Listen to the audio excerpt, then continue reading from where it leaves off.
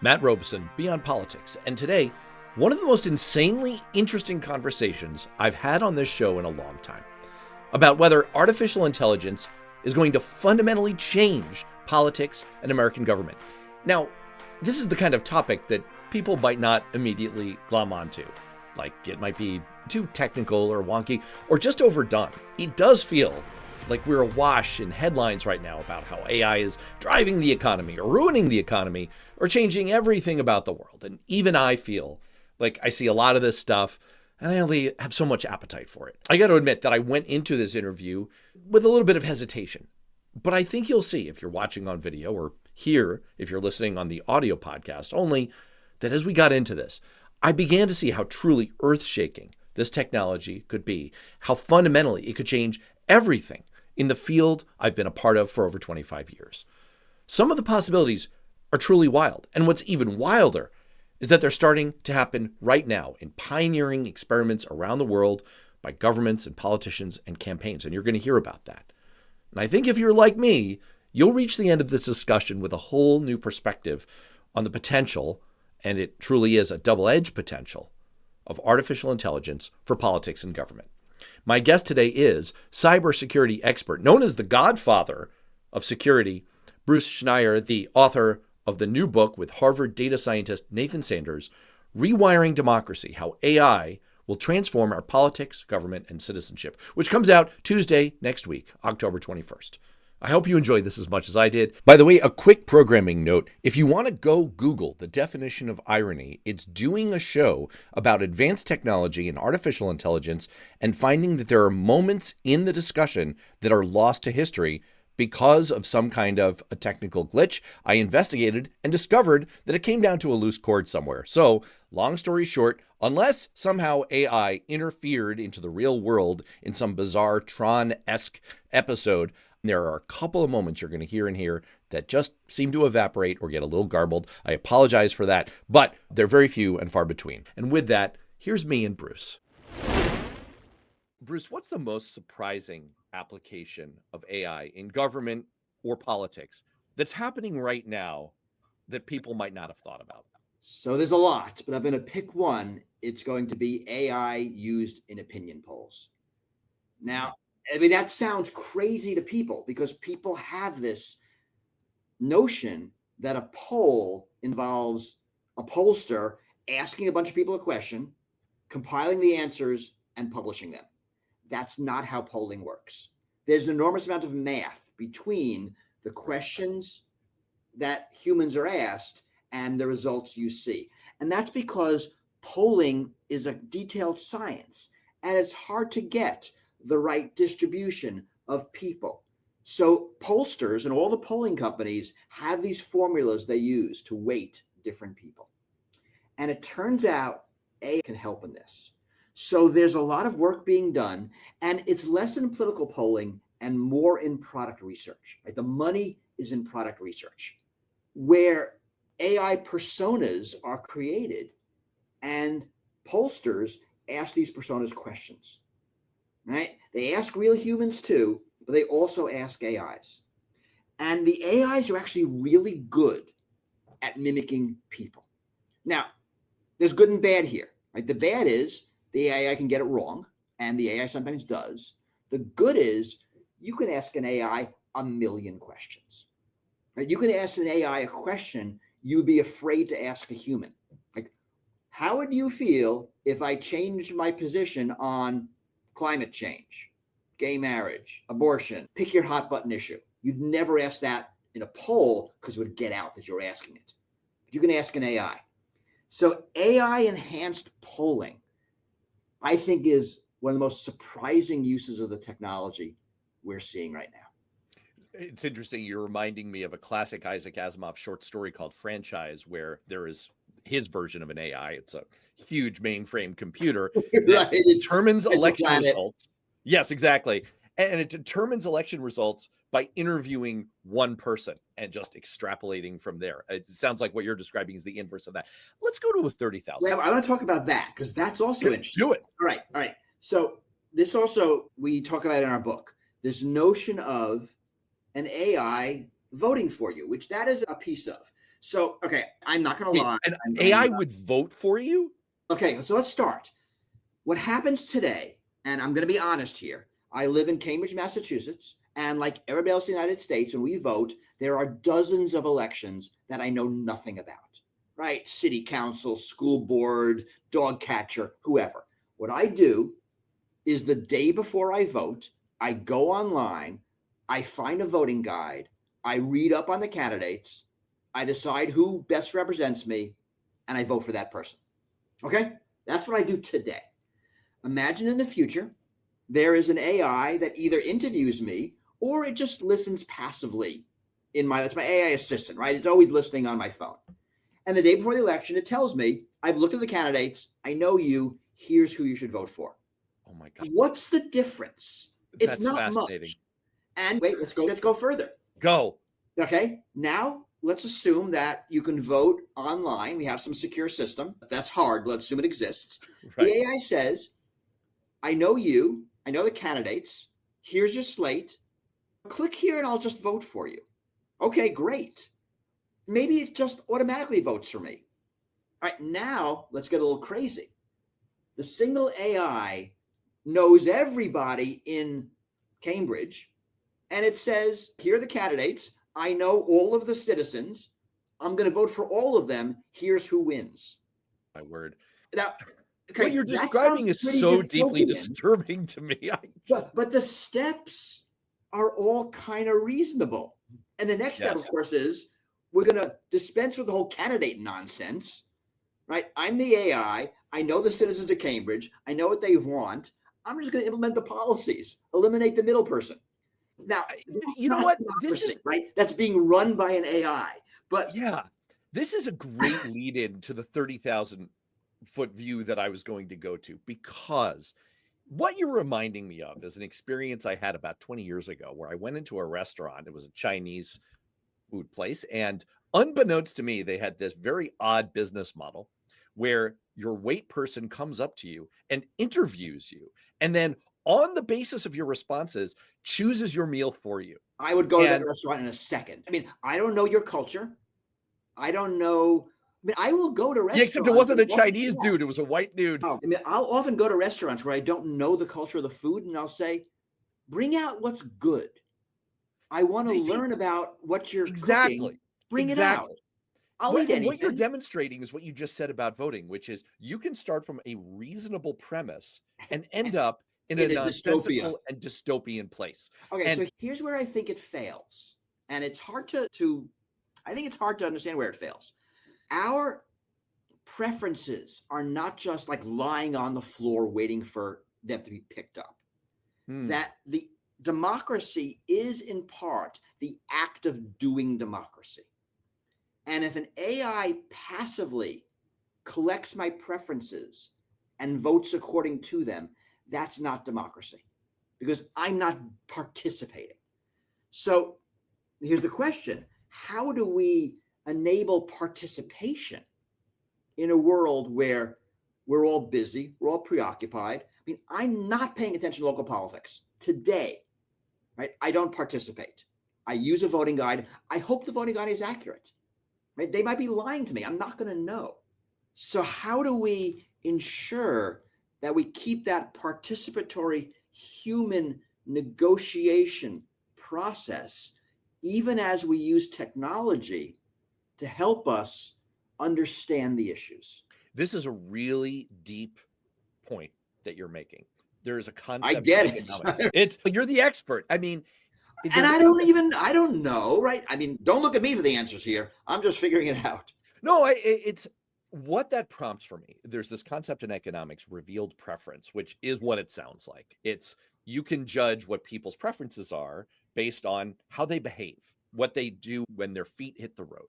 And part of what you're saying about democracy is that it is participatory.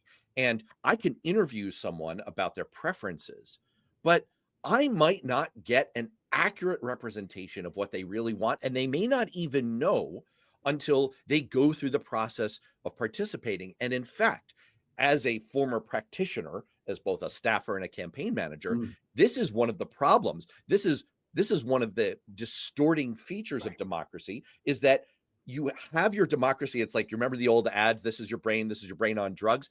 Your democracy is on rhetoric. And so you can get demagogues like our current president who apply powerful persuasion techniques and can convince you that what they want is actually what you want, but maybe really deep down it's not. This is the what's the matter with Kansas problem, where people seem to vote against their own economic self-interest. And what you're suggesting to me is something I never would have thought of, and it's creepy to me, and it reminds me of the waiter in this Chinese place, that maybe an AI would do a better job of sussing out what I actually want deep down than my own reaction to a carefully worded ballot question would reveal. So, and I think what's going on here is this type 1, type 2 thinking. Yes. When you just invoked my intellectual hero, please. But it's at the ballot box and also at the cash register, right? We want to eat. Yet when I go out, I buy the pizza. If you interviewed me, I'm going to have a salad for lunch. I want to be healthy, right? I don't want to be bloated at the end. But when I go and sit down at the restaurant and open up the menu, boy, does that burger look delicious. Yes. And right. So it's our preferences. So what's my preference here? Now, we could argue that my considered preference, when I sit down and decide my values, what's important to me, that's my preference. Or is it my, what we're calling revealed preference, when I go to the restaurant and make an order? Both are valid answers to what's my preference. It goes back to your point about polling. It goes back to your point about polling, because what you find is that polling it's either, depending on your perspective, deeply broken, or just this is the human condition. Word choice and word order. I can get you any result you want from a poll, any result you want. You see this on abortion, for example, where I can show you convincing evidence that America is a pro-life country or a pro-choice country. I can show you a 2/3 margin either way, depending on word choice and question order. And pollsters know this. And what you're putting your finger on is, this is a deep problem of democracy. What kind of a mood am I in? And if we get the wrong confluence of the wrong mood at the wrong time, you end up with a demagogue in the White House. And you think AI could actually help fix that? Because supposedly the representative system was supposed to fix that. And you think about the founding of the country, right? People are prone to passions. So instead of us voting directly, like we might have done in ancient Greece, if we were like a white guy landowner, we would have, we're going to hire somebody. We're going to elect a person to go over there and vote for us. And the hope is that person will be more rational, less emotional, more considered, less inflamed with passions. Now, I think we've lost that, but that's the basic idea. That indirection protects us from our own worst nature, protects us from the demagogues and all of those things. Now, I mean, we can talk about how it's completely failing in this country right now, but that's the basic idea. So can we use technology in that way? So some interesting work being done in AI being used as consensus builder, mediator, moderator. The first good example of this comes out of Taiwan, and it's a system called Polis. And this was an online system that allowed citizens to discuss, debate, and amend legislation. And it works really well. There's a group out of Europe, make.org, and they facilitate online AI-mediated massive citizen assemblies to enable people to discuss issues and come to consensus. So they're being used in the process only peripherally now. But there is this idea that AIs can mediate human conversations. Cortico, a system coming out of MIT, is doing that. Now, if you think about it, this isn't something that humans can't do. But the problem is we don't have enough humans to do it. So the scale, 500,000 citizen assembly in Germany a few years ago, run on the make.org platform. Like, we don't have the humans to do that. That's pretty powerful. This is absolutely fascinating. Let's take a break. We'll be right back. Just to read that back to you, what you're suggesting is this could be a real world manifestation of a proposition that many of us in the politics sphere have maintained for a long time. It goes back to the Hidden Tribes report from 5 or 6 years ago, this idea that our politics are being driven by the extremes, about 7% on the far left, about 8% on the far right, that are shouting the loudest and showing up the most. But really, there's about 80% of us in the middle who are the exhausted majority. And if we just sat down, this happened. Another basketball dad. Our daughters played basketball together. He's a Trump guy. I'm decidedly not. We were having a great conversation about politics, and like I figured would be the case, we agreed on most things. It's really interesting. A reasonable approximation. And we felt if we could just sit down in a room over a beer, I don't drink beer, but whatever, over a metaphorical beer, we could actually solve. And what you're saying to me is that what AI enables you to do is these massive participatory, real-time citizen assemblies where the AI can mediate, take contributions, do instant reactions to what if we did this? Would you support this amendment? And you can get to a reasonable consensus position. All voices are heard. I mean, if you think what a moderator does is make sure the loudest doesn't win. So a good moderator makes sure that the voices are being heard, that ideas are flowing. And again, the real work here is in product research and focus groups. There's no money in doing this for politics. The money is like Procter & Gamble making a new shampoo and wanting to know what color. I'm making this crap up. That's where the money is. But the same technology works for policy. Now, so these are all, we're talking ways AI can help democracy. Now, there's a lot of ways AIs can hurt democracy. I think. Oh, good. That's where I wanted to go. I wanted to bum everybody's shit. What's important here is to think about power. AI is a power-enhancing technology. Is it making the already powerful even more powerful? That's bad. Or is it making the less powerful more powerful? That's good. Is it distributing power or concentrating power? When it distributes power, it's good for democracy. And it's not the tech here. It's the people who use the tech. Right? We can choose to use AI to make our democracy better. Go to another country and the leader can choose to use AI to make his authoritarian dictatorship better. It's the people behind the tech.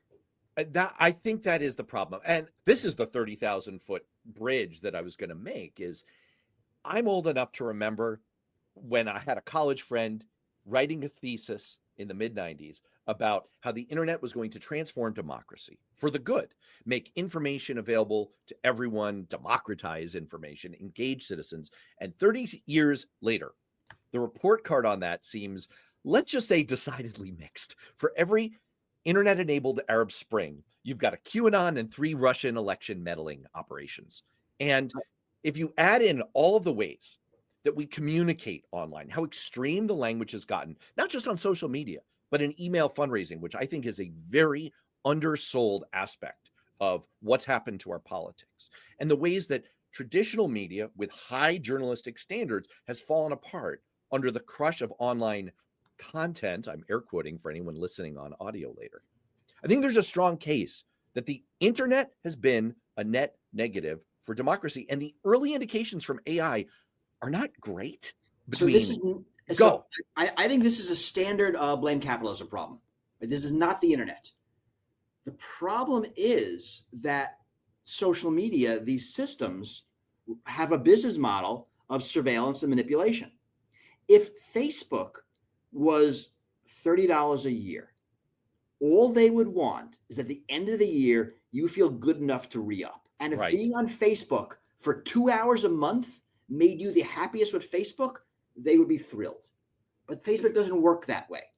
The more minutes and hours you're on that platform, the more money they make. So they prioritize, you are the product. So they prioritize outrage and extremism and all of those bad things. It doesn't have to be that way. That's not the tech.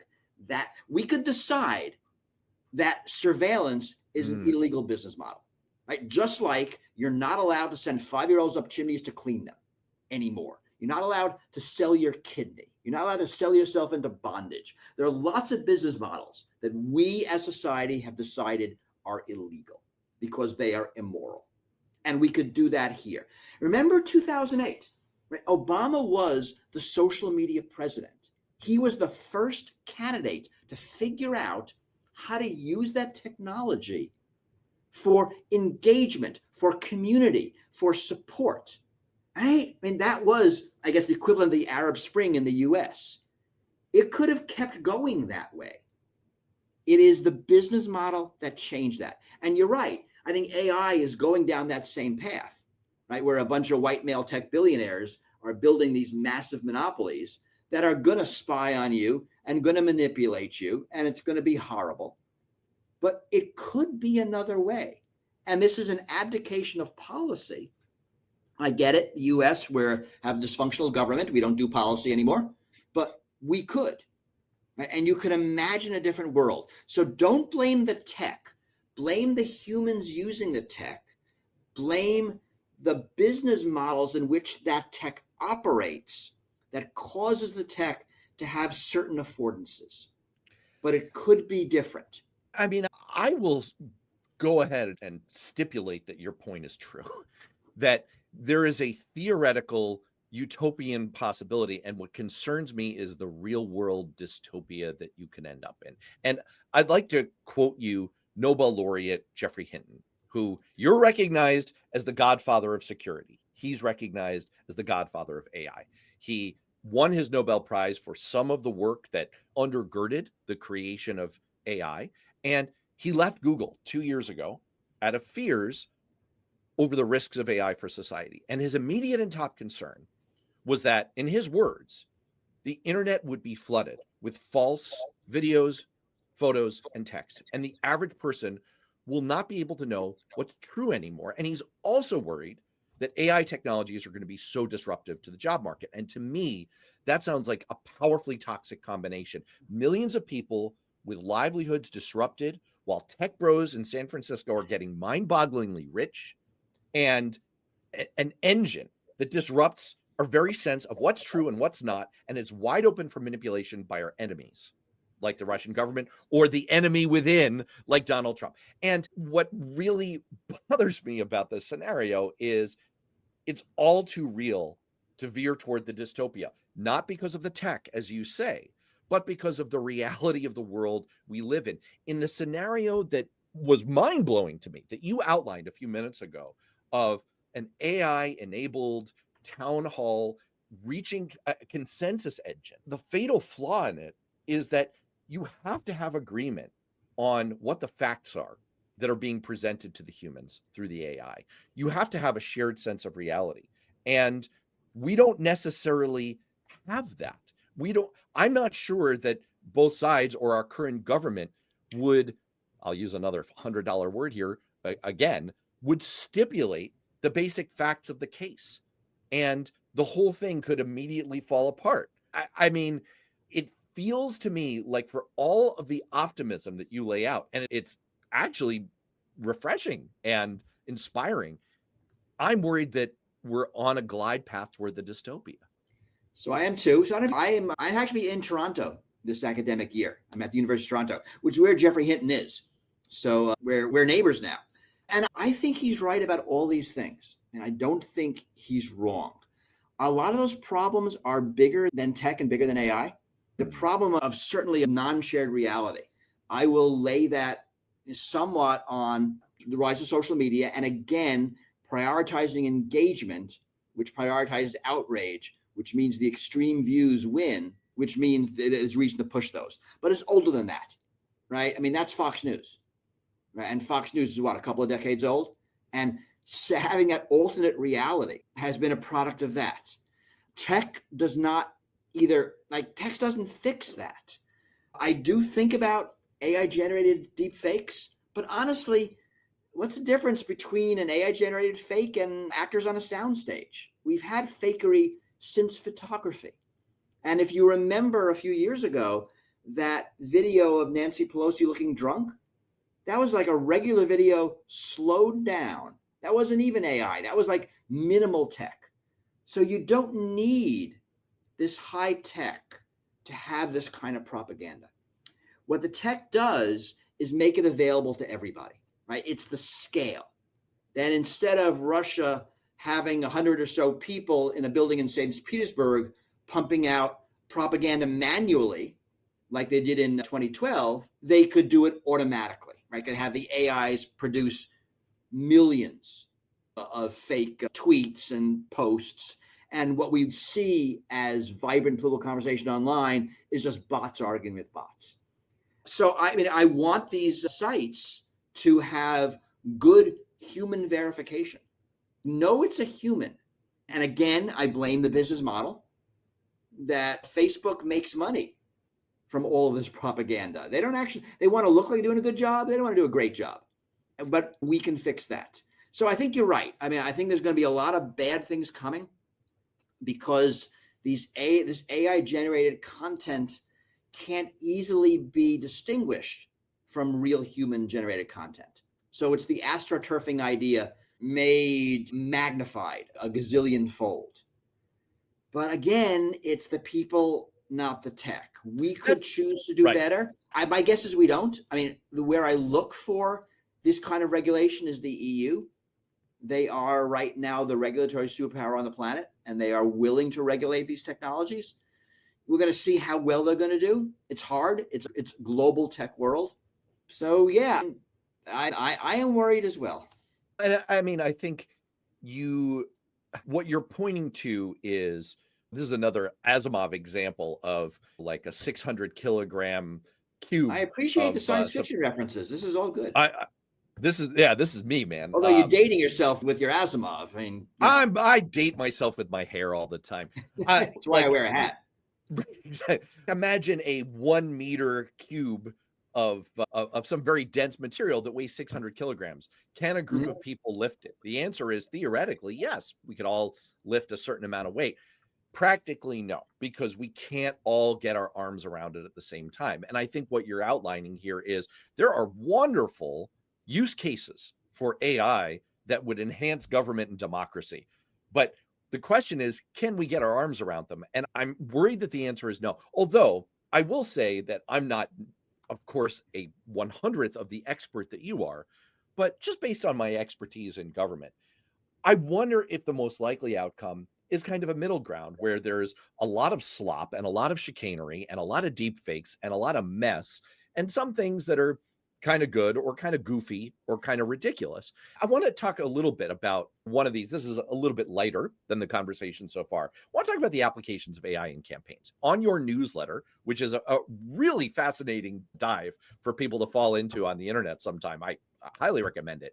You wrote about Jason Palmer, the little known Democratic primary challenger to Joe Biden. He successfully won. I didn't know this. I did not know this until I read it on your newsletter. He successfully won the primary in American Samoa while extensively leveraging AI avatars for his campaigning. You also point to Pennsylvania Democratic congressional candidate Shemaine Daniels, who became the first to use a conversational AI robocaller in 2023. Let's go into the way back machine for a second. I remember back in my Capitol Hill days when I got a call and it was an ad for Snakes on a Plane. Remember the movie Snakes on a Plane? I remember that movie. I did not watch it. I refer to Snakes on a Plane all the time.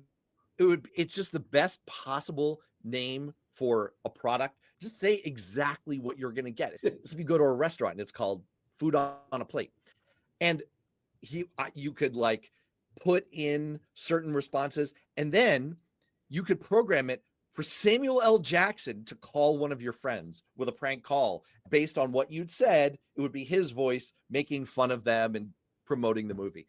And I went to some friends of mine who did various campaign operations. I'm like, you got to invest in this technology. I mean, this is going to be viral. People are going to love this. Now, I was wrong. That didn't become the future. But you think about the applications with AI here. And I mean, the use cases are almost limitless.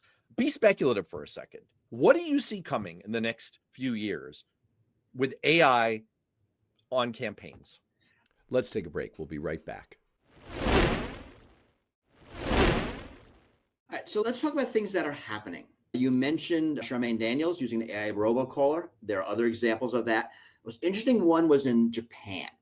So the governor of Tokyo, there was like a 50-person election, and this kid who nobody knew ran an AI avatar on YouTube, answered all sorts of questions live, right, using this avatar, and came in fifth, stunning everybody. And I looked him up recently. He's now a member of the upper house in Japan. He's like a real politician who did this.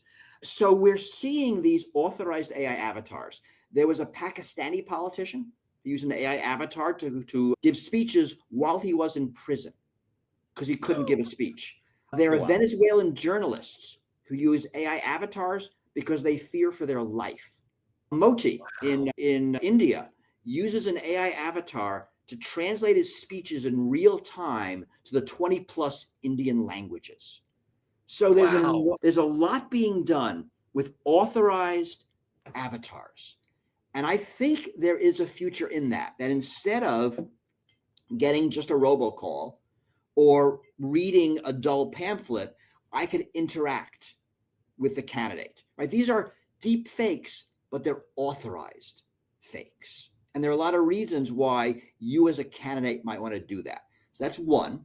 There's interesting work being done. There's a company called Quiller AI in the US that helps people run for office. So don't think of president or Congress. Think of city council. Nobody has staff. Nobody has budget. Nobody has time. And here is an AI that walks you through the process of becoming a candidate. That's phenomenal, right? That enables more people to participate. There's a company called Donor Atlas. I know the founder. He was a Harvard student that uses AI to help candidates connect with donors. Again, and think of power here. These apps distribute power. They're good for democracy. Now, it gets weird. Victor Miller, I don't know if you know this name, running for mayor of Cheyenne, Wyoming a few years ago. And his platform was, vote for me and I'll do what the AI tells me to do. I'm not making this up. He would have the speaker on his chest. The press would interview him. The speaker would speak. The AI would talk. He did not win. And there was someone in the UK running for their legislature that had the same shtick. Vote for me, and I'll just do what the AI tells me to do. I'm not going to make any decisions. I'm just a proxy for the AI. Now, that doesn't sound great, but there are all these ways that AI, and even in the mechanics, setting up routes for door knocking, setting up scripts for you to say when you go to someone's house, did you vote? AI is working on all that. And there are startups everywhere in the process, both Democrat and Republican, that are building these AI-assisted campaign tech. And it's going to change campaigning. What we don't know is who the first AI native candidate will be. Like Obama was the social media candidate. Who's going to be the first candidate to really figure out how to use AI to connect with voters? I can tell you right now, from a candidate's perspective, what's going to get, and from a campaign consultant's perspective, what's going to get really interesting really fast based on, I didn't know any of that. So this is absolutely astonishing. And you see these early test cases, I can tell you that there is going to be interest immediately in, if you have authorized AI that you can verify, that you can show candidates, look, we will have an AI that will be an avatar for you that will sound like you, look like you, and will give answers that are 98% what you will say and will not hallucinate and call for the righteous destruction of humanity. The first thing that they're going to want these AI personalities, these avatars to do is to take over their fundraising and call time. Oh God, yes. I mean, especially in the United States where everything runs on money. I think there's a possibility there that the problem is going to be that if you are a big donor, you expect actual access. If I'm a $20 donor, I probably will be happily talk to the avatar.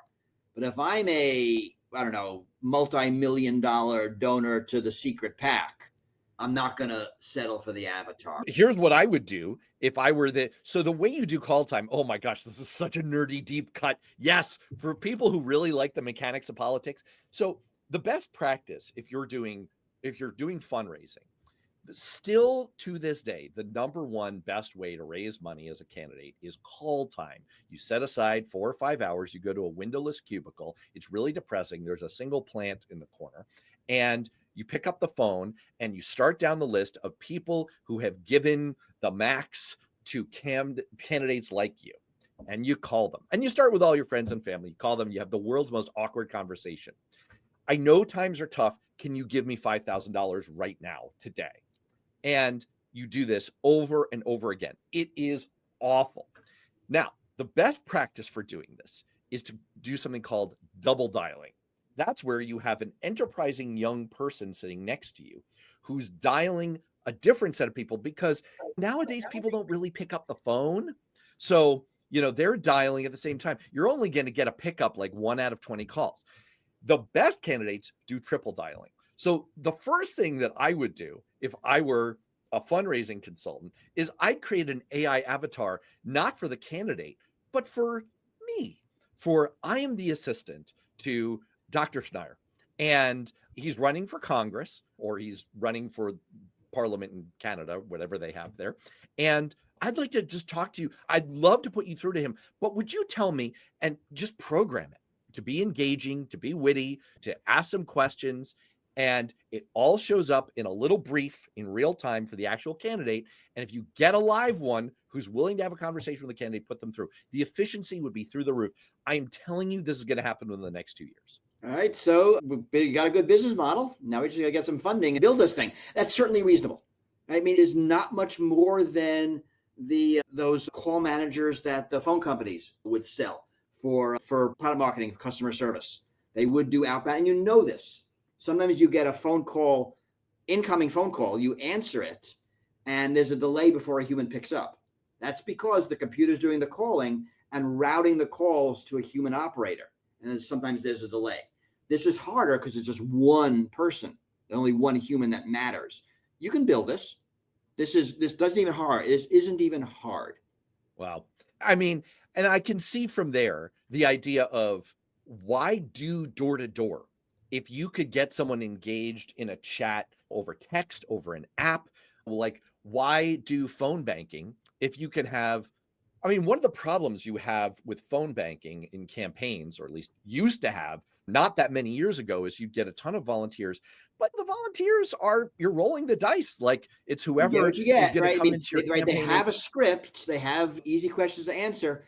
But so we're seeing this for door knocking, that hard questions are, the AIs can listen, can pick up what's being said, can understand the conversation, maybe go out to a supervisor, get an answer, bring it back. I don't know products that do this yet, but people are thinking about this. And where you can live coach these humans that are interacting with voters in real time. Oh, yeah. Well, that's a fascinating one, too.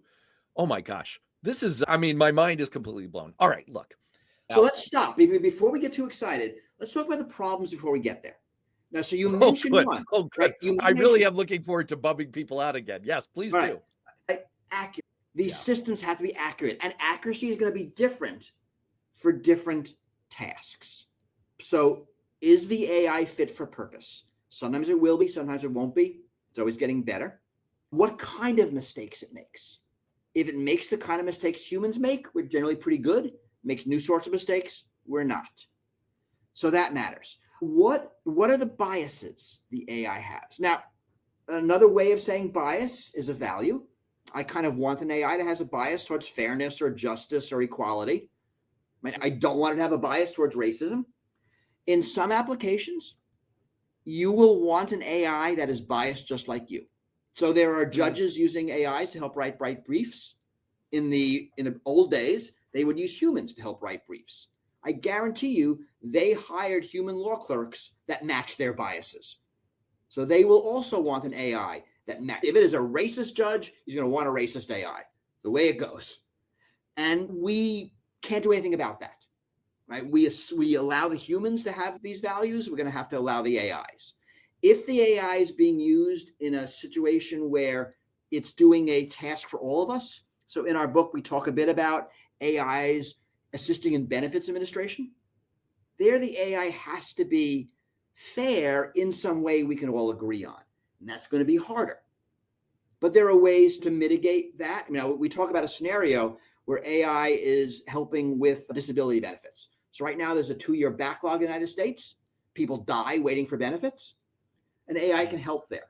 But to ensure that it doesn't hurt anybody, maybe you configure the AI, all it's allowed to do is say yes. All it does is the easy yeses, which are probably most of the cases. Anything hard, the humans still do. Still would probably do a lot to fix the backlog. But there, the bias is going to matter more. But we can build systems so the AI doesn't replace the human, it augments the human. So another application, there's interesting research right now in AIs being used to look at environmental compliance documents and suggesting which plants should be audited. So in the old days, either a human reviews the documents, we don't have enough humans, or audits happen at random. Here, the AI says, I don't know, I'm not going to issue fines, but look at these 5. You probably will find compliance failures in these plants. Very similar to an AI being used to look at tax returns, suggesting which ones the humans should audit. Interesting work here in AIs doing the triage and humans doing the real evaluation. Again, I have to worry about systemic bias and failures, but my human system is so terrible that it's likely going to be better. So think about failures and whether it's fit for purpose. Think a lot about power. Does it magnify power or does it distribute power? And we can talk about lots of ways that AI magnifies power. AI-based spying, AI-based discrimination, AI-based censorship, right? These are all things that are possible. In the hands of a human who wants to do that, AI is going to make that better. And I think I would add to your formula, truth and reality. Yeah, you mentioned that. And that's actually really important. This is hard, right? Because this is going to be a human thing again. We as humans no longer agree on reality. Now, we used to, when there were 3 networks and they all had the same news, we all agreed. I mean, there were problems with that because it was the rich white guy news that we all agreed on, but it was a single source of truth. Now we have multiple voices. That's great, but no way to discern a truthful voice from propaganda.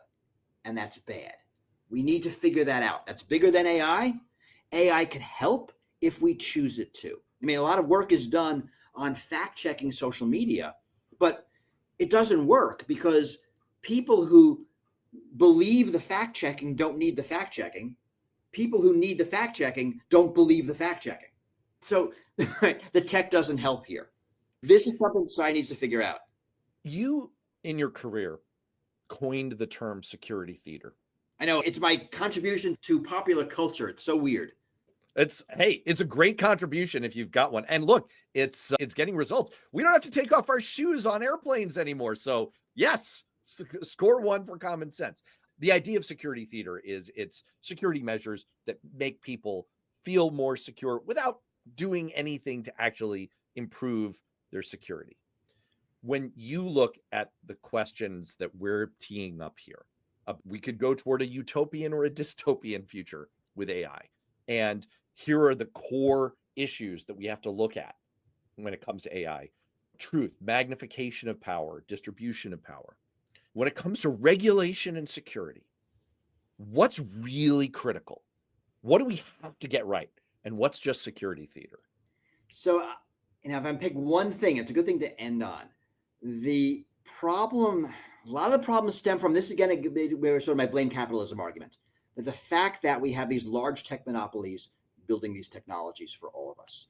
So there's a movement called public AI. And this is AI not being built on top of the corporate stack. There's a model that just came out about a month ago from Switzerland that is a non-corporate AI model that competes with the best of them. Singapore built a model called Sea Lion, optimized for Southeast Asian languages. Again, non-corporate. I think we need an antidote to the tech monopolies.